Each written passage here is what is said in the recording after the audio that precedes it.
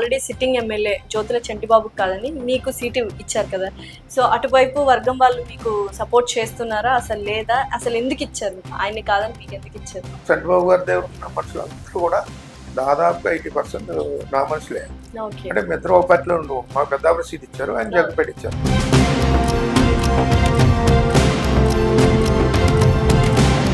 Last time result ఇప్పుడు కూడా repeat అవుతుందా జనసేన పార్టీకి? ఆల్మోస్ట్ అదే అవ్వచ్చు. బట్ ఇప్పుడు పొత్తు వల్ల కొద్దిగా ప్లస్ పాయింట్ అవ్వట్లేదు వాళ్ళకి. మేము అనుకోవడం ఏముంటుందని అనుకుంటున్నాం. వాళ్ళు అనుకుంటున్నారు కానీ ఏముండదు. ఫ్యాన్స్ వాళ్ళు ఓట్లు వేయాలి, ఫ్యాన్స్ వేయాలనుకుంటే చిరంజీవి గారు ఈ రాష్ట్ర ముఖ్యమంత్రి.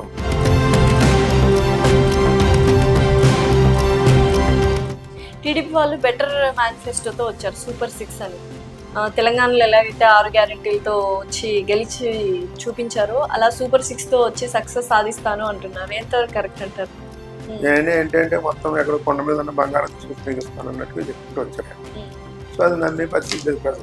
కానీ జగన్మోహన్ రెడ్డి గారు ఏదైతే ఇప్పుడు ఈ రోజు మేనిఫెస్టో విడుదల చేస్తారో, సో అది చేసే మేనిఫెస్టో తెలుగుదేశం మేనిఫెస్టో కాదు కదా, బీజేపీ మేనిఫెస్టో అన్నీ కూడా గాల్లో పోతాయి, పటాపంచలేకపోతాయి.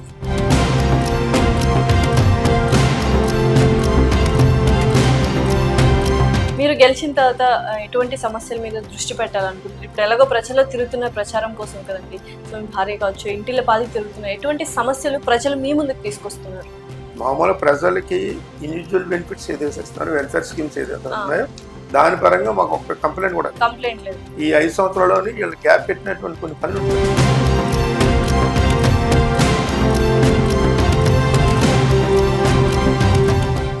జగ్గంపేట నియోజకవర్గం వైఎస్ఆర్సీపీ ఎమ్మెల్యే అభ్యర్థి తోట నరసింహం గారితో. నమస్కారం సార్. నమస్కారం. సైలెంట్ గా ఉండి వైలెంట్ గా ఎంట్రీ ఇచ్చినట్టున్నారు sir, with sincerity and seniority. Silent అంటే కొద్దిగా నాకు ఫ్రమ్ 5-6 years ఆన్వర్డ్స్ కొద్దిగా సిక్ అయినా. సో దాని ట్రీట్మెంట్ పరంగా కొద్దిగా దూరంగా ఉండవలసి వచ్చింది. ఢిల్లీలో, వైజాగ్, హైదరాబాద్ తదితర ప్రాంతాల్లో ట్రీట్మెంట్ చేయించుకోవడం అవసరం వచ్చింది. సో దాని మీద కొద్దిగా 5 years పైగా కొద్దిగా గ్యాప్ వచ్చింది. ఇప్పుడు ఎలా ఉంది సార్ అన్నారు? ఇప్పుడు అంతా బాగుంది, నార్మల్. సార్ రీ ఎంట్రీ అనుకోవచ్చు. యా, ఎలా ఉంది సార్ రీ ఎంట్రీ? నాకైతే ఎప్పుడు నేను జనరల్గా కేటర్తో ఎప్పుడు టచ్లో ఉంటాను. నేను ఎక్కడ దూరంగా ఉన్నా కేటర్తో నిత్యం ఉంటాను. వాళ్ళు నా దగ్గరికి వస్తుంటారు, కలుస్తూ ఉంటారు ఎప్పుడు కూడా. ఈ 4 years 6 years నుంచి కూడా ఆ రకంగా నాకు గ్యాప్ ఏం లేదు. డైరెక్ట్ ఫేస్ టు ఫేస్ ఇది అవ్వడం తక్కువైంది, కానీ ఓవరాల్గా బై ఫోన్ ఎప్పుడు నా కేటర్తో అందరితో కూడా నేను టచ్లో ఉంటుంటాను యాక్చువల్గా ఫ్రమ్ 19 onwards. ఆ రకంగా ఉండి తర్వాత లాస్ట్ ఇయర్ మేలో మా అబ్బాయి మ్యారేజ్ అయింది. సో మ్యారేజ్ అయిన తర్వాత నేను పబ్లిక్లో రావడం మొదలుపెట్టాను. వచ్చి ఎక్కడికెక్కడ ఆత్మీయ సమావేశాలు జగ్గంపేట కాన్స్టిట్యూన్సీ పరంగా పెట్టుకోవడం జరిగింది. దాదాపుగా 50% పైగా గ్రామాలు తిరిగాను. ఈ లోపల సీఎం గారు ఇలాగ ఇన్ఛార్జ్గా, కోఆర్డినేటర్గా అనౌన్స్ చేశారు. సో ఇప్పుడు ఆరోగ్యం అంతా అవునండి, పర్ఫెక్ట్గా ఉంది, అందరూ డౌట్. సూపర్. సో ప్రజలు స్పందన ఎలా ఉంది సార్? అంటే రీ ఎంట్రీ కాబట్టి ప్రజలు అంటే ఎలా ఆహ్వానిస్తున్నారు? చాలా స్పోర్టివ్గా, నన్ను చాలా పాజిటివ్గా రిసీవ్ చేసుకోవడం జరుగుతుంది. ఎందుకంటే నాకు ఆ కాన్ఫిడెన్స్ ఉంది ఈ జగ్గంపేట నియోజకవర్గంలో. మరి గతంలో మా అన్నయ్య గారు జగ్గంపేట కాన్స్టిట్యున్సీ నుంచి 3 times పైగా పోటీ చేశారు కాంగ్రెస్ పార్టీలో. ఆయనకి బాగా అటాచ్మెంట్ ఈ నియోజకవర్గ ప్రజలతో. అలాగే నేను 2004 onwards నేను నాతో చాలా దగ్గర సన్నిహిత సంబంధాలు ఈ నియోజకవర్గ ప్రజలతోటి, మా ముఖ్యమైన క్యాడర్తో కూడా ఉండేది. నేను 2004లో నెగ్గాను, 9లో నెగ్గాను, 14 to 19 వరకు పార్లమెంట్ మెంబర్ అయ్యాను. 10 to 14 క్యాబినెట్ మంత్రి చేశాను కంబైన్డ్ స్టేట్లో. సో అప్పటి నుంచి కూడా నేను కాన్స్టిట్యూన్సీ డెవలప్మెంట్ యాక్టివిటీస్ అవి కూడా నేను చాలా ఎక్కువగా చేశాను. దాంతో అందరితో కూడా నేను బాగా అటాచ్మెంట్తో ఉంటాను. 19లో కూడా మీరు దూరం అయ్యారు, కానీ రాజకీయాలకి మీ భార్య గారు మాత్రం పోటీ చేశారు. నిత్యము ప్రజల్లోనే పెద్దాపురం నుంచి పోటీ చేశాను కాబట్టి మాకు గ్యాప్ లేదు. 19 పోటీ చేసాం, 2014, 24 కూడా పోటీ చేస్తాం. సో అంటే 20 years పైగా మేము ప్రతి ఎన్నికలో కంటెక్ట్ చేస్తాం. 19లో అంటే నా వదులు నా మిస్సెస్కి చేయించవలసి వచ్చింది. అప్పుడు కొద్దిగా సిక్కే ఉన్నాను. సో దాని మీద జగన్మోహన్ రెడ్డి గారు నా మీద అభిమానంతో మా ఫ్యామిలీకి ఇవ్వాలని నా మిస్సెస్కి ఇచ్చారు. సో కొన్ని కారణాల వల్ల అక్కడ విశాఖపట్నం చెందాం. సో మామూలుగా రాజకీయాల్లోకి రావాలి అంటే కొంత ఆలోచిస్తారు, కానీ మీరు ప్రభుత్వ ఉద్యోగం మానేసి మరి రాజకీయాల్లోకి వచ్చారు. అది నిజంగా రిస్క్ అనుకోవచ్చా? ఎస్, రిస్కే.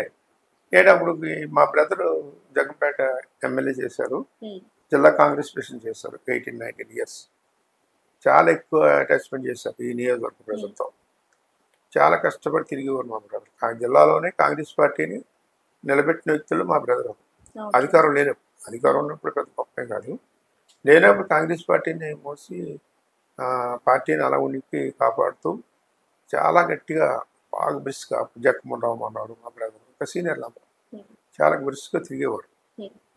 సడన్గా ఆయన సిక్ అయ్యి 2022లో అక్టోబర్లో చనిపోయారు, విత్ ఇన్ 5 డేస్లో.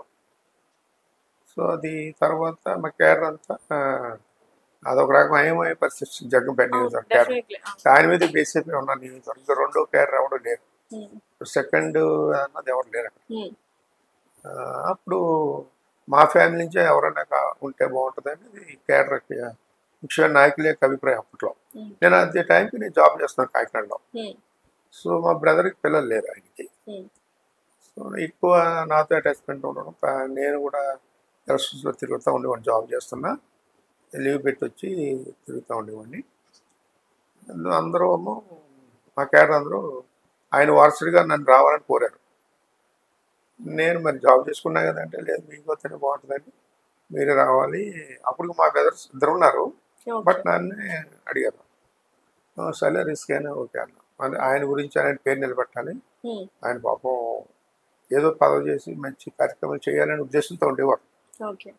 సరే మనం చేద్దాం, ఆ పని అయింది, ఆయన పేరు నిలబెడదాం అనుకుని ఓకే చెప్పాను. అప్పటి నుంచి వెనుదిరిగి చూడలేదు. చూడలేదు. ఈలోపు రాజశేఖర గారు పాదయాత్ర చేయడం, జస్ట్ బిఫోర్ ఎలక్షన్స్ నేను రిజైన్ చేసి కండక్ట్ చేశాను జగంపేట 2004లో. అప్పటి వరకు తెలుగుదేశాన్ని పంచుకోవటం ఉండేది అక్కడ జగంపేట. ఫస్ట్ టైం బ్రేక్ చేసి నేను కాంగ్రెస్ పార్టీని నెగ్గించాను. అంతే 2004 అండ్ 2009 కూడా ప్రజారాజ్యం పార్టీ వచ్చింది, చిరంజీవి గారు గాలి ఉంటుంది అది ఇది అనుకున్నారు, కానీ నేను అది కూడా అది గురించి నేను నెగ్గాను 2009 కాంగ్రెస్ పార్టీ నుంచి. అయితే ఇప్పుడు ఆంధ్రప్రదేశ్ 2024 ఎలక్షన్స్ గురించి మాట్లాడుకున్నట్లయితే, జగ్గంపేట నియోజకవర్గంలో ఆల్రెడీ సిట్టింగ్ ఎమ్మెల్యే జ్యోతుల చంటిబాబుకి కాదని మీకు సీటు ఇచ్చారు కదా. సో అటువైపు వర్గం వాళ్ళు మీకు సపోర్ట్ చేస్తున్నారా అసలు, లేదా అసలు ఎందుకు ఇచ్చారు? ఆయన్ని కాదని మీకు ఎందుకు ఇచ్చారు? ఆయన దగ్గర ఎవరు లేరు, అందరూ నా దగ్గరికి వచ్చేసారా మొత్తం అందరూ వైఎస్ఆర్ పార్టీ. దట్టు చంద్రబాబు గారి దగ్గర ఉన్న మనుషులు అందరూ కూడా దాదాపుగా 80% నా మనుషులే. అంటే మిత్ర ఒక పార్టీలో ఉండవు. మా పెద్దాపురం సీట్ ఇచ్చారు, ఆయన జగ్గంపేట ఇచ్చారు. సో నేను పెద్దాపురం వెళ్ళిపోవచ్చు, కానీ వెళ్ళలేదు. నేను జగ్గంపేటలో కూడా నెగ్గారు కదా అని, నా కేడర్ ఉన్నారు కదా అని వాళ్ళు అడిగినా అడగకపోయినా నేనే ఇక్కడ మా ఇంట్లోనే పెద్ద సమావేశం ఏర్పాటు చేసి అన్ని ఊళ్ళ నుంచి నా కేడర్ ముఖ్య నాయకులందరినీ పిలిచి ఆయనకి చంద్రబాబు గారికి అప్పచెప్పి చంద్రబాబు నెగ్గించాలి, జగన్ గారు ముఖ్యమంత్రి అవ్వాలంటే అందరూ ఎమ్మెల్యేలు అవ్వాలి, మేము ఎలాగో పెద్దాపురం అవకాశం కల్పించారు, సో మీరు అందరూ గట్టిగా చేయాలని అందరికీ చెప్పాను నేను. అందరూ అలాగే మొత్తం ప్రతి విలేజ్ నుంచి కూడా నా మనిషి అన్న వాళ్ళు మొత్తం అందరూ వైఎస్ఆర్ పార్టీలో జాయిన్ అయిపోయారు జగన్ గారు ఈ చంద్రబాబు గారి సమక్షంలో. నా దగ్గర జాయిన్ అయిపోయారు. తర్వాత ఏ ఊరికి వారు, ఏ ఊళ్ళోకి వాళ్ళు చాలా మంది జాయిన్ అయిపోయారు. దానితో చాలా మంది దాదాపు 95% పైగా నా మనుషులు వైఎస్ఆర్లోకి వచ్చారు, చంద్రబాబు గారు సహకరించారు. సో ఆయన నెగ్గారు అనుకోండి.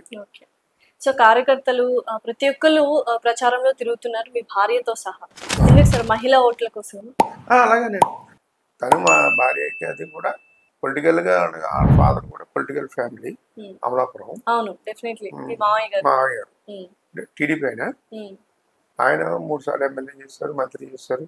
Senior most NT Ramarao party స్థాపించిన 83లో వన్ ఆఫ్ ది ఆయన ఫౌండర్ ఆయన ఆ పార్టీలో టీడీపీలో. 17లో ఇప్పుడు చనిపోయారు ఆయన. అప్పటి వరకు ఆయన యాక్టివ్గానే తిరిగి వచ్చేది టీడీపీలో. తర్వాత వాళ్ళ అబ్బాయి తిరుగుతున్నారు అక్కడ. సో అప్పటి నుంచి తనకి రాజకీయం ఇదే. తర్వాత నేను మరి దాదాపు 20 years అవుతుంది. ఆ 20 years బట్టి నా ప్రతి ఎలక్షన్లోనే తను తిరగడం అంటే ఒక వాళ్ళకి తర్వాత తను కూడా ఎమ్మెల్యేగా పోటీ చేశాను 19లో. తనే తిరగడం, ప్రతి ఊరు తిరగడం జరిగింది. తక్కువ టైంలో వెళ్ళాం మేము. టైం సరిపోక కొన్ని కారణాల మూలంగా కొద్దిగా అక్కడ పెద్ద అనేది వచ్చింది. సో యూజువల్గా అంటే ఎమ్మెల్యేగా చేశారు, ఎంపీగా చేశారు, మినిస్టర్గా చేశారు, ఆల్మోస్ట్ అన్ని కవర్ చేస్తారు. మళ్ళీ ఎమ్మెల్యేగా కంటెస్ట్ చేస్తున్నారు. ఎలా అనిపిస్తుంది? కొంచెం టఫ్గా ఉంటుంది అనుకుంటున్నారా టఫ్ ఈసారి? అనే ఉండదండి నాకు. ఏంటి నియోజకవర్గం ప్రతి గ్రామానికి నేను అభివృద్ధి చేశాను. ప్రజలకు అందరికీ తెలుసు. మా వాళ్ళు ఎవరు డోర్ టు డోర్ తిరిగినా అందరూ కూడా నేను రావాలని కోరుకుంటున్నారు. జగన్ గారు రావాలని ఏ రకంగా కోరుకుంటున్నారో ఆ బాబాయ్ రావాలమ్మా పెద్దవాళ్ళతో సహా అన్నారు. ఇప్పుడు కుర్రవాళ్ళు యువకుల కంటే నేను తెలుస్తుంది. ఇప్పుడుకో 70-80 ఏళ్ళు ముసలోళ్ళు కూడా నన్ను గుర్తుపెట్టుకుంటున్నారు. ఆ రకంగా ఇప్పుడు అంటే మా డాక్టర్లు మా కోళ్ళు మా శిష్యాలు తిరుగుతుంటే అడుగుతున్నారు అందరు కూడా ఎలా ఉందని అడుగుతున్నారు నన్ను. అంటే నాకు సిక్ అయినని కూడా బాగా 70 ఏళ్ళు ముసలోడు 80 ఏళ్ళు ముసలోడు కూడా ఆ దృష్టిలో ఉంది. ఎలాగే ఉండదు కదా ఎక్కడో పల్లెటూరులో నేను ఎలాగున్నానని అడిగిన తెలుస్తుంది. ఏదో మనకి బయట రోజు టచ్లో ఉన్నవాడు తెలుసు తప్ప నాకు సిక్ అయినని ముసలోడు కూడా అడుగుతారు ఎలా ఉన్నారమ్మా మామయ్య గారు బాగున్నారా, ఆయన రావాలమ్మా ఆయన రావాలంటుంటారు చాలా ఊళ్ళో. సో భార్య గారు తిరుగుతున్నారు, అలాగే కోడలు కూడా తిరుగుతున్నారు. కొడుకు రాజకీయ ఎంట్రీ ఎప్పుడు, అరంగేట్రం ఎప్పుడు చేస్తున్నారు? ఇచ్చారు ఆల్రెడీ మీరు. అరంగేట్రం అన్నది కూడా తిరుగుతున్నా కూడా దూరం మనం సిక్ అయి ఉన్నాం కదా అప్పటి నుంచి నాకు కూడా అనుకుంటున్నాడు. తను యాక్చువల్గా అయితే యూఎస్ తర్వాత స్వీడన్ వెళ్ళాలి ఎంఎస్కి, అది కూడా మానేసాడు. ఆయనకి ఎవరు లేరు కదా, నేను కూడా అతను ఉంటాడు కదా ఈ ట్రీట్మెంట్ కదా ఇప్పుడు ఢిల్లీలో వెళ్ళాను, హైదరాబాద్ కూడా ఉండడం జరుగుతూ ఉంది. తర్వాత నేను మొన్న తిరగడం మొదలెట్టిన నుంచి కూడా ప్రతి మీటింగ్కి నాతో వచ్చి రావడం, వాళ్ళందరూ కూడా బాగా నన్ను ఎలాగా ఆదరిస్తున్నారు, మా అబ్బాయిని కూడా అలాగే ఇంట్రెస్ట్ ఉంది. సో అన్ని మీటింగ్లో కూడా అతను మాట్లాడుతున్నాడు, స్పీచ్ చేస్తున్నాడు. నా క్యాడర్ కూడా అందరూ అబ్బాయి చాలా గౌరవంగా చూడడం జరుగుతూ ఉందండి దాని దృష్టిలో పెట్టుకొని. సో రాజకీయంలోకి రావడం లేదన్నది చేయటం అన్నది టైం బట్టి జరుగుతుంది, చూద్దాం అంతే, వేచి చూద్దాం. కాపు సామాజిక వర్గం మీకు సపోర్ట్ చేస్తుందా? మీ వైపు ఉన్నారా లేకపోతే పవన్ కళ్యాణ్ గారి వైపు ఉన్నారా? అంటే ఏమంటారు? నా వైపు అని ఏముంది, పవన్ కళ్యాణ్ వేరు, నాది వేరు. మా నియోజకవర్గ పరిధిలో మా నియోజకవర్గం పవన్ కళ్యాణ్ జనసేన గారు పవన్ కళ్యాణ్ గారు అభిమానులు ఉంటారు మామూలుగా యాజ్ ఎ సినిమా యాక్టర్గా.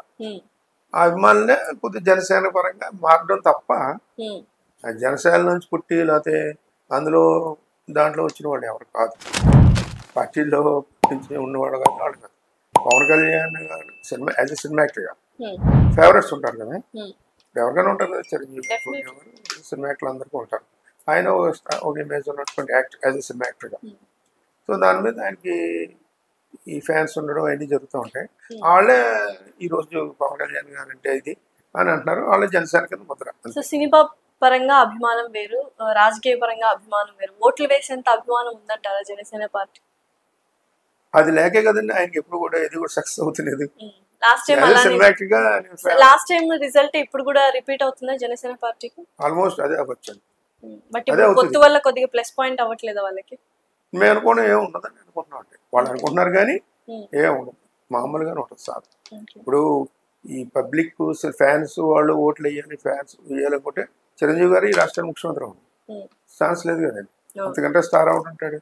అప్పుడు అది ఒక్క ఎన్టీ రామారావుకి కుదిరింది ఇక్కడ ఈ రాష్ట్రం 1983లో, అప్పటి నుంచి ఎవరికి లేదు. బట్ ఎక్కడో ఈస్ట్ గోదావరి వెస్ట్ గోదావరి ప్రజలకి ఆ సినిమా పిచ్చి అనేది ఉండిపోయింది, నరనాలలో ఉండిపోయింది. సో ఆ అభిమానం అనేది చాటి చెప్పుకుంటూ ఉంటారు. సో ఓట్ల రూపంలో ఈసారి ఖచ్చితంగా వేస్తారు అన్న వాదన కానీ అన్న మాట కానీ చాలా చోట్ల వినిపిస్తుంది. సో దాంతో ఎలా తలపడిపోతున్నారు? సినిమా యాక్టర్గా నేను చెప్తున్నా కదా, అది సినిమా యాక్టర్కి వేయడం అన్నది జరుగుతున్నది మన ఆంధ్రప్రదేశ్లో. మిగతా ఉదాహరణ చిరంజీవి గారు వచ్చారు చూసాం మనం, ఇప్పుడు లెవెల్ కింద ఏదో 18 సీట్స్ వచ్చినాయి అనుకోవడానికి, తర్వాత కాంగ్రెస్ పార్టీలోకి వచ్చేస్తారు. బట్ ఇంక అది లేదు కదా, 19లో 0-0-0, అందుకన్నా ముందు 14లో కూడా పెట్టినట్టున్నారు, అప్పుడు కూడా ఏమి లేదు అనుకోండి. 19లో ఒక వ్యక్తి నెగ్గారు అంతే, ఆయన ఇప్పుడు వైఎస్ఆర్లో ఉంటున్నారు.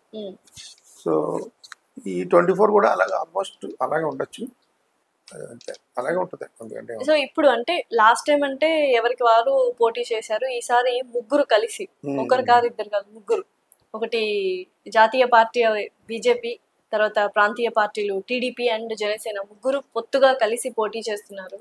ఏకతాటిగా మూకుమ్మడిగా జగన్ గారి మీద అంటే వైఎస్ఆర్సీపీ పార్టీ మీద పడ్డారు. సో కొంచెం టగ్ ఆఫ్ వార్ ఉంటుంది అంటారా? అది వాళ్ళు కలుస్తున్నారు కాబట్టి మాకు ఈజీ అవుతుందండి. ఇప్పుడున్న పరిస్థితుల్లో. ఏంటండి రివర్స్? అంతే కలుస్తున్నారు కాబట్టి ఆ ఓట్ బ్యాంక్ వాళ్ళు ఏదో చేర్చుకుంటుంది అనుకుంటారు. ఆ ఓట్ బ్యాంక్ చేరుతుంది అన్నీ ఉంటాయి.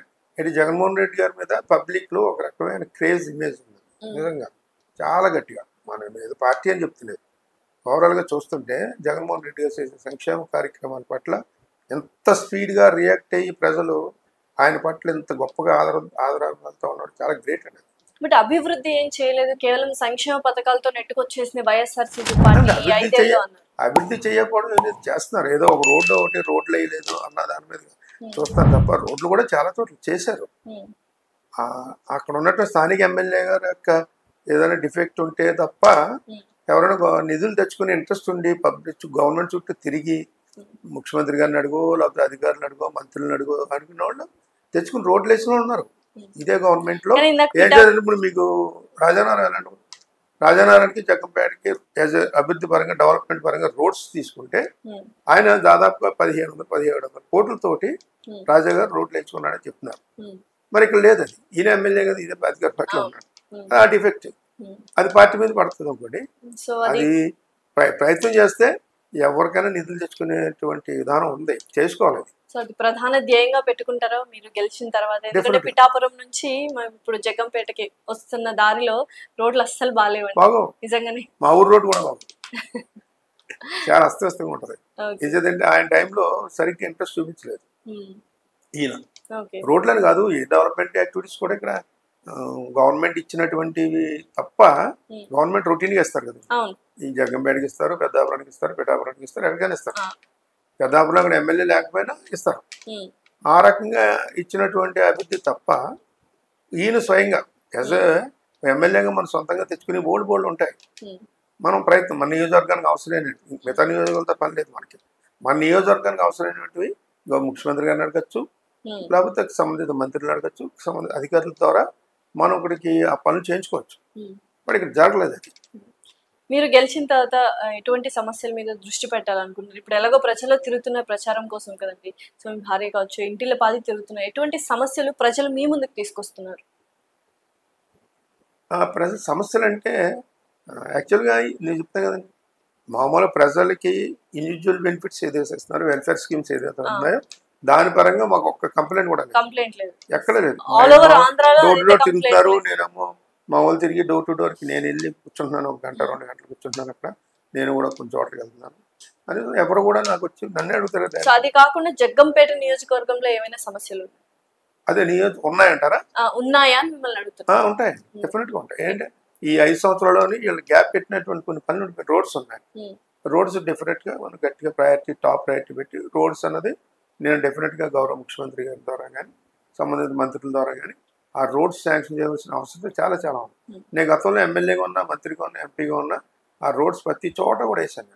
ఇప్పుడు మీరు వచ్చిన రోడ్ అవ్వచ్చు, దీన్ని నేను 4 times వేయించుంటాను. అంటే రోడ్ అనేది పాడైపోతుంది, స్పాన్ 4 years 5 years ఉంటుంది. అలాగే నేను 15 yearsలో దాదాపు 3-4 times వేయించాను రోడ్. ఈ రోడ్ యాక్చువల్గా నేను పెట్టింది, నేను శాంక్షన్ చేసింది నేనే. ఇప్పుడు మీరు వచ్చిన రోడ్డు పాడైపోయింది జగ్గంపేట దాకా, ఆ రోడ్ అంతా కూడా నేనే R&B ఉండేది. 32 crores మొత్తం, బ్రిడ్జ్ ఒకటి, రోడ్ ఒకటి అన్ని శాంక్షన్ చేయించాను గత గవర్నమెంట్లో నేను ఎంపీగా ఉన్నప్పుడు. సో ఆ నిధులు మొన్న వచ్చిన తర్వాత ఎవరు టెండర్ వేశారు, నాది మన సంబంధం ఉంటుంది కదా, ఆయన ఎమ్మెల్యే ఉన్నాడు కాబట్టి ఆయనే చూసుకోవాలి. ఏదో టెండర్ వచ్చింది ఎవరితో 4 years బ్యాక్ ఎప్పుడో ఫౌండేషన్ వేశారు, మా ఊళ్ళోనే వేశారు, నాకు తెలియదు అనుకోండి. వేసారు, వేసి ఇంకా ఈ రోజు వరకు కూడా వర్క్ స్టార్ట్ చేయలేదు. స్టార్ట్ చేయడం చేశాడు ఏంటి, ఉన్న రోడ్ని బదులు పడిసి ప్యాచ్ ఇలా మొత్తం మొక్కలు చేసేసి అలా వదిలేసి వెళ్ళిపోయారు కాంట్రాక్ట్. సో అందుకనే ఆయనకి ఈసారి టికెట్ రాలేదంటారు. అది దీనికి రోడ్ వేయలేదని కాదు, ఓవరాల్గా పార్టీకి కొన్ని ఈక్వేషన్స్ ఉంటాయి, సర్వేలు చేయించుకున్నారు, అన్ని చోట్ల చేయించారు కదా, అన్ని నియోజకవర్గాలు చేయించారు. సార్ ఇప్పుడు ఇట్లా ఈక్వేషన్స్ చేయించుకుని స్టాటిస్టిక్స్ ద్వారా ఎమ్మెల్యేలను బదిలీ చేస్తారు, బట్ ఎక్కడ కొన్ని చోట్ల నియోజకవర్గ ప్రజలు అసలు అభ్యర్థి ఎవరో కూడా తెలియదు, అటువంటి నియోజకవర్గాలకు కూడా ఎమ్మెల్యే అభ్యర్థిగా వేయడం జరిగింది. సో అది కొంత నెగటివ్ అవుదా? అసలు ఎవరికి ఓటేయాలి ప్రజలు? తెలిసిన అభ్యర్థికి ఓటేయడానికే ఇరు పార్టీల వారికి ఆలోచిస్తూ ఉంటారు, తెలియని అభ్యర్థికి ఎలా ఓటేస్తారు? తెలియని పెద్ద ఏముంటుందండి, ఒకప్పుడు వీళ్ళు మాత్రం ఫస్ట్లో నెగ్గినప్పుడు ఎవరికి తెలియదు. మరి ఏంటంటే అక్కడ ఉన్నటువంటి నియోజకవర్గాల యొక్క పరిస్థితుల ఆధారంగా కొంతమంది చేంజ్ చేశారు. అది జగన్మోహన్ రెడ్డి గారికి ఉన్న ధైర్యం అది. నా మనిషి ఎవరైనా సరే గవర్నమెంట్కి ఇన్ని కార్యక్రమాలు చేసాం, ప్రజలకి ఇన్ని సంక్షేమ కార్యక్రమాలు చేశాను నేను. దాదాపు 2,55,000 కోట్ల రూపాయలు ప్రజల కోసం మనం ఇచ్చాం, నిధులు ఖర్చు పెట్టాం, సంక్షేమ కార్యక్రమాలు చేసాం, ఇంత సక్సెస్ఫుల్గా చేసాం. ఎవరైతే మనిషి ఏంటంటే జగన్మోహన్ రెడ్డి గారిని చూసి మరి ముఖ్యంగా అక్కడ ఎవరు వెళ్ళినా సరే నెగ్గే పరిస్థితి ఉంటుందనే ఉద్దేశంతో ఇచ్చారు. ప్రతి ఒక్క అభ్యర్థి ఇదే మాట చెప్తున్నారు సార్, ఎమ్మెల్యే అభ్యర్థితో సంబంధం లేకుండా జగన్ గారిని చూసి ఓటేస్తారు ప్రజలు అంటున్నారు. మరి అది ఎంతవరకు వాస్తవం. అదే ఇప్పుడు దాకా ఉన్న క్యాండిడేట్లు ఎవరైనా ఉంటే వాడికి కొద్దిగా పాటు ఉంటుంది, మనం లేదని తీసేయకూడదు. ఆల్మోస్ట్ దాదాపుగా ఎక్కువ పర్సెంటేజ్ జగన్మోహన్ రెడ్డి గారిని చూసే ఈరోజు ఓట్లు వేస్తారు ప్రజలు. మన అందరూ దాచుకునేది ఏం లేదు. బట్ ఏదైనా క్యాండిడేట్లు అటు బాగా పనిచేసి అందరితో బాగా ఇదిగా ఉంటే డెఫినెట్గా గవర్నమెంట్ కూడా కొన్ని ఓట్లు పడతాయి. వాళ్ళకి క్యాపబిలిటీని బట్టి, వాళ్ళ ఇండివిజువాలిటీని బట్టి, డెఫినెట్గా క్యాండిడేట్ని బట్టి కూడా ఓట్లు ఉంటాయి. మనం వాళ్ళకి ఏం పడవని అనుకోవడం లేదు, లేకపోతే సీట్ ఎవరు కదండి. టీడీపీ వాళ్ళు బెటర్ మేనిఫెస్టోతో వచ్చారు, సూపర్ 6 అని. తెలంగాణలో ఎలాగైతే 6 గ్యారెంటీలతో వచ్చి గెలిచి చూపించారో అలా సూపర్ 6తో వచ్చి సక్సెస్ సాధిస్తాను అంటున్నారు. ఎంతవరకు కరెక్ట్ అంటారు? అది మరి మొన్న కూడా ఆయన ఇప్పుడు ఒక ఏదో మినీ మేనిఫెస్టో అనేది రిలీజ్ చేశారు. దాన్ని కూడా ప్రజలు ఆల్రెడీ డిసైడ్ అయిపోయారు. దాంతో ఏంటంటే మొత్తం ఎక్కడ కొండ మీద ఉన్న బంగారం తీసుకొచ్చి మీకు ఇస్తాను అన్నట్టుగా చెప్పుకుంటూ వచ్చారు. సో అది నమ్మే పరిస్థితి లేదు ప్రజలు. కానీ జగన్మోహన్ రెడ్డి గారు ఏదైతే ఇప్పుడు ఈ రోజు మేనిఫెస్టో విడుదల చేస్తారు, సో ఆయన చేసే మేనిఫెస్టో తెలుగుదేశం మేనిఫెస్టో కాదు కదా, బీజేపీ మేనిఫెస్టో అన్నీ కూడా గాల్లో పోతాయి, పటాపంచలు వస్తాయి. మా మేనిఫెస్టో వస్తాయి. నా ఓన్ మేనిఫెస్టో కూడా పెడుతున్నాను, రెండు కలిపి. అంటే ఏమేమంటే మొత్తం ముఖ్యంగా ఈ పెండింగ్ వర్క్స్ ఏదైతే ఉన్నాయో ఇరిగేషన్ సంబంధించిన వర్క్స్ కొద్దిపాటి ఉన్నాయి. అది ఎక్కువ కాదు, గతంలో నేనే చేయించినాన్ని ఈ జగ్గంపేట కాన్స్టిట్యున్సీ పరంగా. అంటే ఇరిగేషన్ అనేది పూర్వం అసలు ఒక సమస్య ఉండేది కాదు, ఇచ్చేదానికి ఏం లేదు, కాలువ లేదు, మాకు గోదావరి వాటర్ వచ్చే సోర్స్ లేదు. 2004లో రాజశేఖర రెడ్డి గారు పుష్కర ఎత్తిపోతల పథకం అనేది ఇచ్చారు మాకు. దాన్ని దృష్టిలో పెట్టుకుని మేము ఎక్కువ ఆయకట్టుకి జగ్గంపేట నియోజకవర్గం నేనే అడిషనల్గా 3 లిఫ్టులు తెచ్చి దాదాపు 80,000 ఎకరాలకి మా కాన్స్టిట్యూన్సీ వాటర్ తీసుకొచ్చాను. అందులో ఈ మధ్య గత 5 సంవత్సరాల్లో కొద్దిగా నెలలు చేయడం మూలంగా ఒక ఏరియాకి నీరు వెళ్తలేదు, వాటర్ వెళ్తలేదు. సో దానికి సంబంధించి పంపింగ్ స్కీమ్ని రెనోవేట్ చేయాలి. దాని మీద నేను దృష్టి పెట్టడం జరుగుతుంది, జగన్మోహన్ రెడ్డి గారి దృష్టిలో పెట్టి. అలాగే అక్కడ నేను ఆల్రెడీ డిగ్రీ కాలేజ్ తెచ్చాను, డ్రింకింగ్ వాటర్ సంబంధించి సిపిడబ్ల్యూ స్కీమ్ తెచ్చాను, ఫైర్ స్టేషన్ తెచ్చాను, ఇంకా అనేక కార్యక్రమాలు చేసాం. ఇంకా పెండింగ్ మీరు అన్నట్టుగా ఇరిగేషన్ అదొకటే ఉంది, అదొకటి పూర్తి చేయాల్సిన అవసరం ఉంది. తర్వాత ఈ రోడ్స్ అవి కూడా మరి చేయవలసినటువంటి, తర్వాత యువకులు ఎవరైతే ఉన్నారో వారికి ఉద్యోగ అవకాశాలు కల్పించే విధంగా కొన్ని ఎంటర్ప్రెన్యూర్స్ సంబంధించినటువంటి ప్రాజెక్టులు కూడా అవసరమైన అనువైన ప్రదేశం ఆ ప్రాంతం. ఇటీవల బాగా ఎక్కువ వస్తున్నాయి కాబట్టి ఎంఓయూలు కుదురుతున్నాయి. సో దాంట్లో దృష్టిలో పెట్టుకుని మన ప్రాంతానికి కూడా ఒక రకమైనటువంటి ఈ జాబ్స్ కలిగేటువంటి ఉద్యోగం సంబంధించినటువంటి ఎంటర్ప్రెన్యూర్స్ని ఇక్కడికి నేను ప్రయత్నం చేయడం జరుగుతుంది. ఏంటంటే భూమి ఉంటుంది ఇక్కడ, అప్లాండ్ ఇది, సో వాళ్ళకి అనుకూలంగా ఉండేటువంటి మంచి మంచి ప్రాజెక్టులు కట్టేవాళ్ళు. ఇంకా పక్కన వాళ్ళు ఎవరో పొల్యూషన్ ఇంకోటి గొడవ పెట్టే పరిస్థితి ఉంటుంది. సార్ వై నాట్ 175 నిజంగానే సాధ్యమవుతుందంటారు? డెఫినెట్ గా సార్ 175 వచ్చేస్తాయి సార్. ప్రతి ఒక్క వైఎస్ఆర్సీపీ ఎమ్మెల్యే అభ్యర్థి డెఫినెట్ గా వస్తాయి అంటున్నారు. వాస్తవానికి జరగదు, ప్రాక్టికల్ గా వర్కౌట్ అవ్వదు. ఒక్క సీట్ కూడా రాదా వేరే పార్టీకి? మొన్న జగన్ గారు 150 వస్తాయని ఎవరన్నా అనుకున్నారు? అసలు అనుకోలేదు. 150 అంటే చెన్నై కాదు కదా, అంటే అప్పుడు కరెక్ట్. అప్పుడు ఫస్ట్ టైం పోటీ చేశారు, ఆయన ఒకసారి చూడాలి అనుకున్నారు ప్రజలు. ఇప్పుడు ఆయన ప్రభుత్వం ప్రజలు చూడాలనుకున్నారు కాబట్టి 151 వచ్చినాయి. ఆయన చూశారు కాబట్టి, ఆయన చేసిన కార్యక్రమాలు పనులు ప్రజల్లోకి వెళ్ళింది కాబట్టి ఇంకొక 16, 17 కదండి, అంతేగా. ఇప్పుడు ప్రజల్లో కొంత ప్రభుత్వ వ్యతిరేకత ఉంది అని విన్నా. సహజంగా ఏమంటే ఇప్పుడు గవర్నమెంట్ పనిచేసేటట్టు ఒక్కొక్కరికి ఒక ఇదే ఉంటుంది. సహజంగా యాంటీ ఎస్టాబ్లిష్మెంట్ అది ఉంటుంది. బట్ ఏంటంటే అది కూడా ఈ ప్రజాస్పందన ముందు ప్రజలు చేసేటువంటి ఒక గొప్ప నమ్మకంతో ఆ విధిగా కూడా సెడ్ అవుతాయి. అది ప్రత్యర్థి గురించి ఏం చెప్తారు? నాకు ప్రత్యర్థి ఎవరన్నా నేను ఆలోచించను. నేను ప్రజల్లోకి వెళ్ళడం ముఖ్యంగా అనుకుంటాను. నేను ఎమ్మెల్యే అయిన దగ్గర ముందు నుంచి కూడా ఎవరిని కూడా నేను జనరల్గా మీటింగుల్లో ఎలక్షన్ క్యాంపెయినింగ్లో కొద్దిగా ఆరోపణలు చేసుకుంటాను. నేను ఆ టైప్ చేయను. ముందు ప్రజలను ఓట్లు అడగాలి ముఖ్యం. ప్రజలకి మన మీద నమ్మకం కుదిరించుకోవాలి. నేను ఆయన తిట్టుకోవడం వల్ల ప్రజలకి ఏం ఉపయోగం? ప్రజలు కూడా మెసేజ్ వెళ్తాం. నేను ఎలక్షన్ టైంలో ఎలక్షన్ మిగతా చోట్ల ఎలా ఉన్నా ఎలక్షన్లో నేను దాని మీద ఎక్కువ కాన్సన్ట్రేట్ చేస్తాను. ఇప్పుడు నేను ఏదో అంటాను, ఆయన నన్ను ఏదో అంటాడు, నేను మన్నాడు ఏదో అంటాను. ఎందుకంటే టైం వేస్ట్ కదా. దాని మొదలు 2-3 ఊళ్ళు తిరగచ్చు.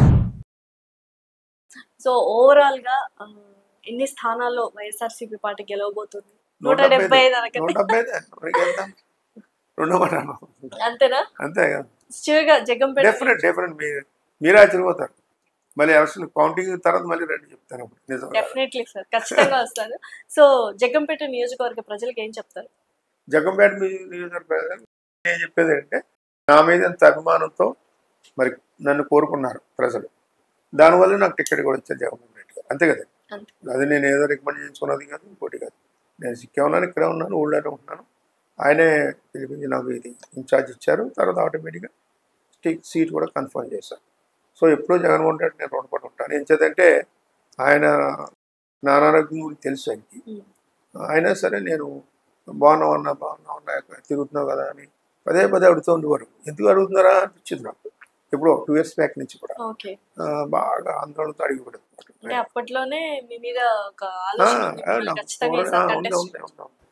ఆయన బాగా ఎక్కువ, నేనంటే బాగా ఎఫెక్షన్ ఆయనకి. అంటే నా గురించి తెలుసు ఆయన. నేను యాజ్ ఎ మినిస్టర్గా, ఎమ్మెల్యేగా నా నాన్నగారి దగ్గర నుంచి చేశాను నేను. సో ఆయన వాదార్పు చేసినప్పుడు కంప్లీట్ నేనే ఉన్నాను ఈ జిల్లా అంతా కూడా. నేను జిల్లా కాంగ్రెస్ ప్రెసిడెంట్ కూడా చేశాను, ఎమ్మెల్యే జగంపేట. సో అప్పటి నుంచి కూడా నేనంటే ఎఫెక్షన్. తర్వాత నా మీద ఒక సిన్సియర్ ఆనెస్ట్ అన్నది ఆయన కూడా బాగా కనిపించి నా మీద, అంటే ఆయనే అన్నారు మొన్న 6 months back last year. So ticket ఇచ్చిన తర్వాత ఏమన్నారు సార్? టికెట్ ఇచ్చింది ఏం మాట్లాడలేదు. బట్ ముందు నేను మా అబ్బాయి మ్యారేజ్ కార్డు ఏమైనా అన్న నేను నీ గురించే చెప్తుంటాను అందరికీ అన్నారు. అంటే ఒక సీఎం లాంటి నా గురించి ఏం చెప్తాను, నేను అదవని చెప్పను కదా. నా మీద మంచి అభిప్రాయం ఏదైతే ఉందో ఆ రకంగానే వాళ్ళకి చెప్తారని ఆయన ఎంతో శ్రద్ధగా చెప్పాడు.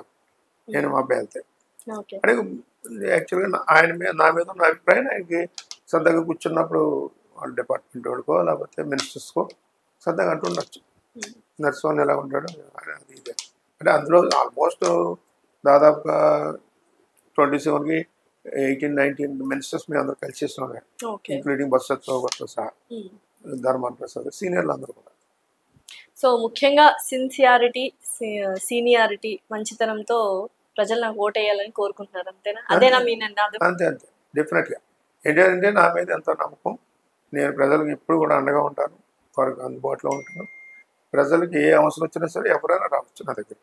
నేను ఆ రకంగానే చేసుకుంటూ వెళ్ళాను ఈ గత 20 సంవత్సరాలుగా కూడా.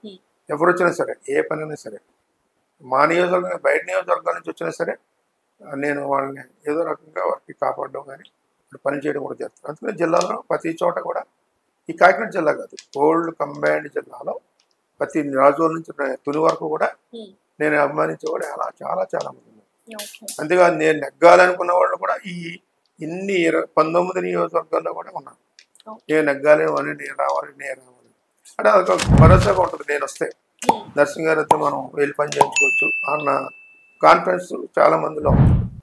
చూద్దాం సార్, మీరు అన్నట్టు వై నాట్ 175 వస్తాయి అండ్ మీరు ఖచ్చితంగా గెలవబోతున్నారు అన్న ధీమా అయితే మీరు వ్యక్తం చేస్తున్నారు. Very all the best sir. Thank you.